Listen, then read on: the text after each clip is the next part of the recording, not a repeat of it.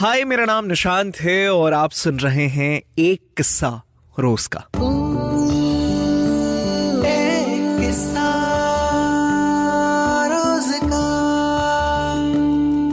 आज मुझसे सवाल निधि ने पूछा है। निधि ये कहती हैं कि निशांत, माँ लक्ष्मी की कृपा मेरे परिवार पर बने, इसके लिए मैं क्या करूं, क्या रास्ता है? तो आप में से जितने लोग, शायद ही ऐसा कोई इंसान होगा जो चाहता होगा कि माँ लक्ष्मी की कृपा उस पर ना बने। हम सब चाहते हैं ना। तो ये कहानी हर किसी के लिए है। हाँ, जवाब इस वक्त निधि को मिल रहा है, लेकिन सीख सब सकते हैं। मैं भी सीखने की कोशिश कर रहा हूं।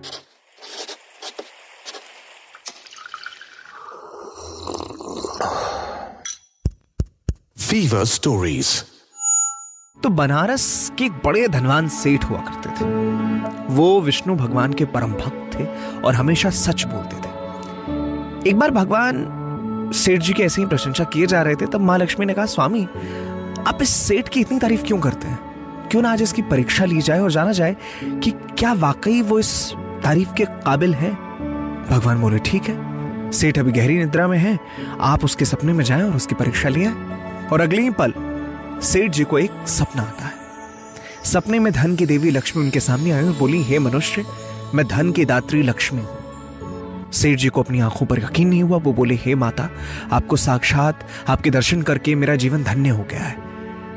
बताइए, मैं आपकी कैसे सेवा कर सकता हूं? मां लक्ष्मी बोली, कुछ नहीं, मैं तो बस तुम्हें यह बताने आई हूं कि मेरा स्वभाव चंचल है और वर्षों से तुम्हारे भवन में निवास करते करते अब मैं ऊब चुकी हूं और यहां से जाना चाहती हूं। सेठ जी बोले, मेरा आपसे निवेदन है कि आप यहीं रहें, किंतु अगर आपको यहां अच्छा नहीं लग रहा तो मैं भला आपको कैसे रोक सकता हूं?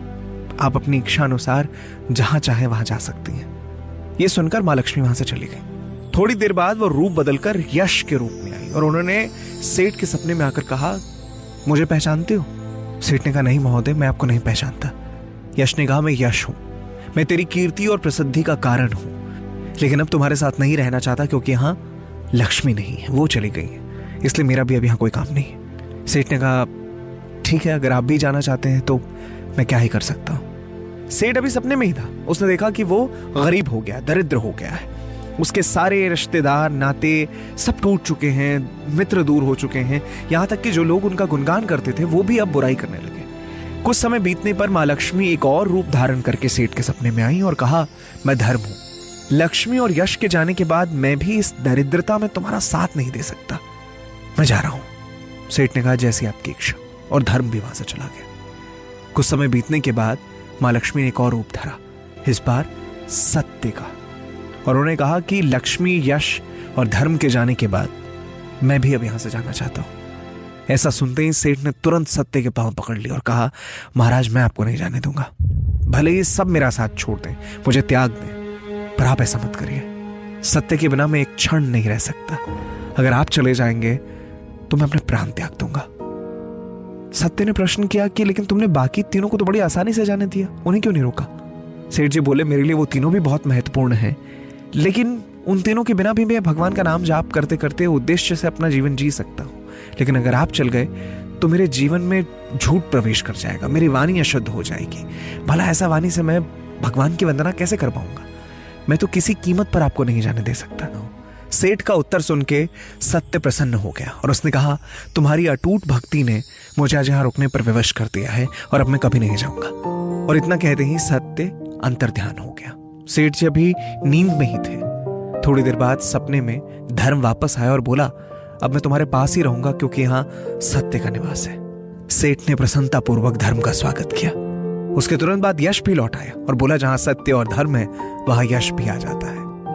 सेठ ने यश की भी आवभगत की और अंत में आई मां लक्ष्मी। उन्हें देखते ही सेठ जी नतमस्तक होकर बोले, हे देवी, क्या आप फिर से मुझ पर कृपा करेंगे? मां लक्ष्मी ने कहा, अवश्य, जहां सत्य, धर्म और यश हो वहां मेरा वास निश्चित है। यह सुनते ही सेठ जी की नींद खुल गई। उन्हें यह सब एक सपना लग रहा था, लेकिन वास्तविकता में यह उनकी कड़ी परीक्षा थी जिसमें वो सफल हो गए थे। मेरा ख्याल है निधि, आपको आपके सवाल का जवाब मिल गया है। ऐसी और कहानियां सुनने के लिए सब्सक्राइब करिए फीवर स्टोरीज, कहानियां ऐसी जो दिखाई दें।